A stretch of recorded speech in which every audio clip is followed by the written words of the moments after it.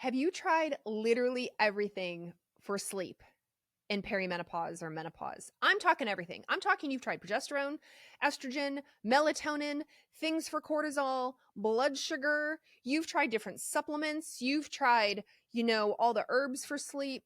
Nothing is working. You use blue light blocking glasses. You get off your phone an hour before bed and you still wake up. You still have hot flashes and night sweats that wake you up. You wake up exhausted. Well, you and I are about to talk about something I know nobody wants to talk about. Nobody wants to get testing for it and find out that they have it. And that's sleep apnea. Now, hold on. Before you wrinkle your nose, roll your eyes, and decide, nope, I don't have that. I don't snore. 67% of postmenopausal women have sleep apnea. Yes, 67% of postmenopausal women have sleep apnea. So you're going to want to hear me through.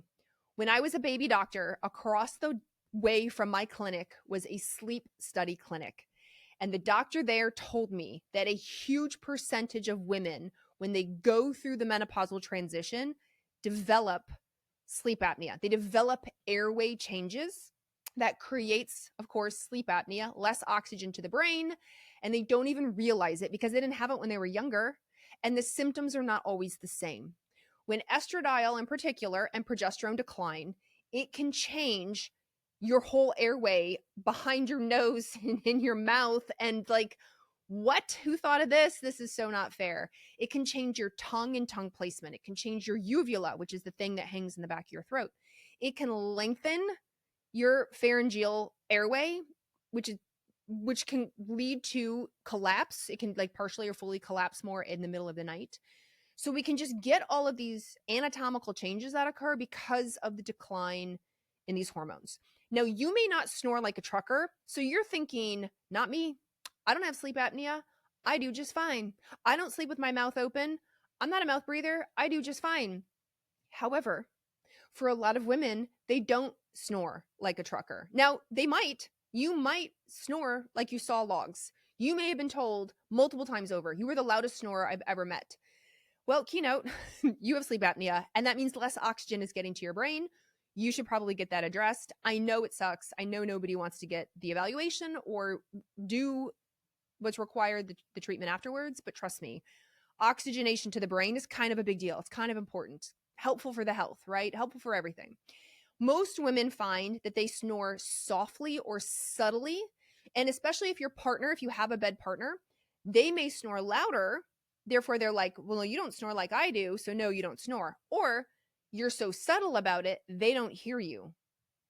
But you wake up because you're kind of gasping, kind of choking, don't even realize it because all of the soft tissue back here behind your nose and in your throat, down your throat, has all shifted, your tongue is shifted, and it's subtle over time. Perimenopause is a 6 to 10 years transition. So it's not like, boom, one day you woke up with sleep apnea. It's like subtly over time, these tissues start to change. So not fair. I'm aware. Other symptoms can include you wake up with a headache. If you wake up with a headache, that's kind of a keynote to me as a doctor when I was in full-time practice, probably had sleep apnea. Now, it could be other things, don't get me wrong. It could be musculature issues like tightness. It could be bad pillow, bad bed. Like there's a lot of reasons for a morning headache. Allergies, histamine issues. But if you're like, I have addressed, nothing is getting better, it's possible sleep apnea.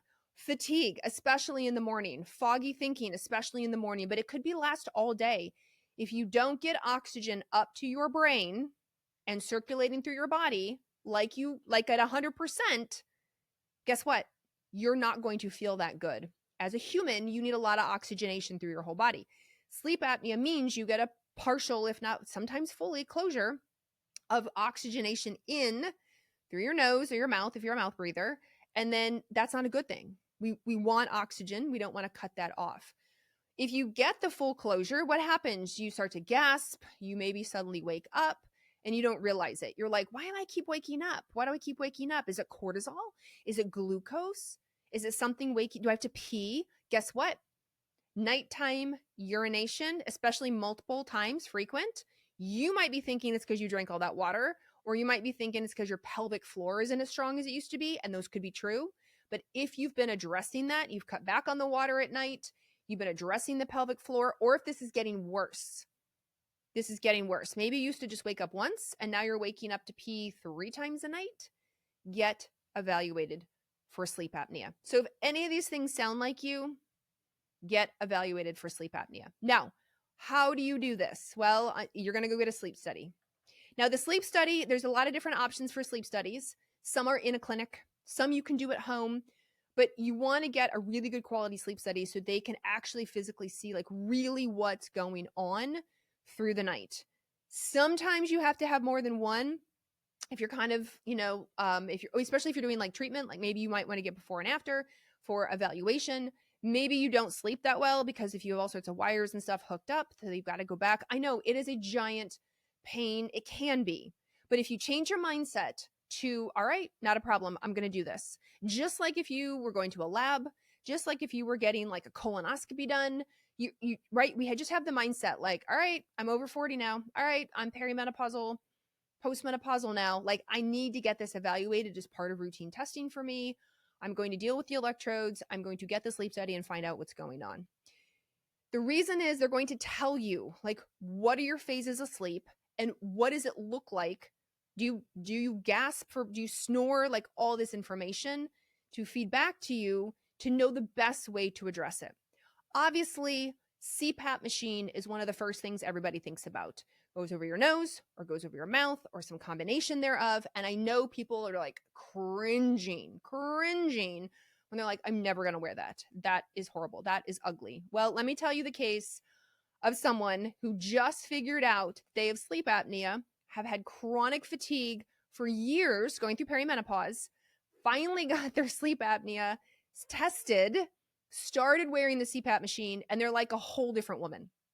Tons of energy, brain fog gone, headaches, like everything got better. And they're like, I don't even care. I don't even care. I have to wear the CPAP machine.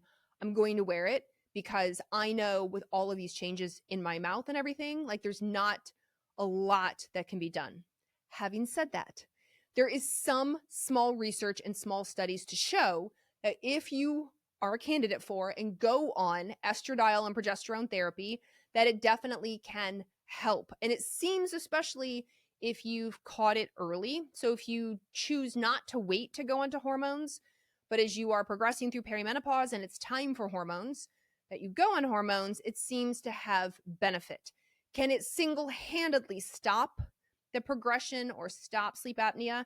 That remains to be seen. I don't know. And it depends on you. You may find that you went on hormones and your sleep apnea went away. Like it stopped the progression of any kind of, upper airway changes that were happening. Others, it helps some. So they find that they can do hormone therapy, estradiol and progesterone. And it seems to be estrogen in particular, or estrogen and progesterone. I have not found great studies at all on progesterone by itself. Estradiol seems to be the leading hormone here. And then some people go, I can do my hormones and I can mouth tape, or I can do my hormones and I can mouth tape and do a nasal strip. There are, of course, dental devices. Some people have dental devices. You want to make sure you go see a dentist who's very familiar with airway disease and women over 40 going through perimenopause or postmenopausal. And I have actually heard lots of anecdotal feedback of like, oh my gosh, I love my dental device that I put in at night. It works so well. I sleep great. Like that seems to have fixed my airway issues, coupled with hormones. So you can see like it doesn't necessarily have to be a CPAP, but it might.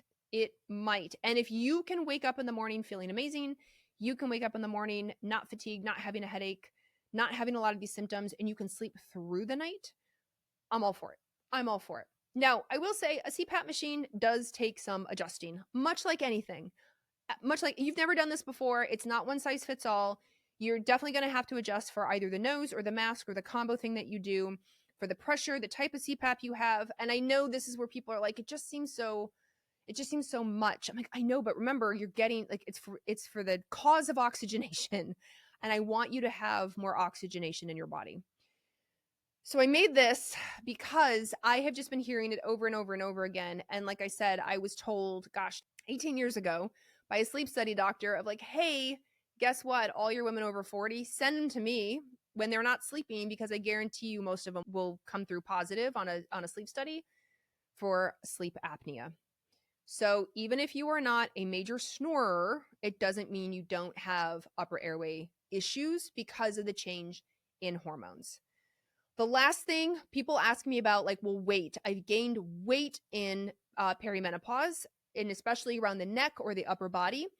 Does that increase the risk of sleep apnea? It does. And if you decrease the weight, will that also support the sleep apnea? Of course, absolutely. However, I will say it appears if you also don't, like, you have to sort of support everything. If you have gained weight in the neck and the upper body, and because of the decline in estradiol and progesterone, and because of the changes in like all the soft tissue, the tongue, the uvula, the pharyngeal pathway, all the things, like, you may have to address it a few different ways.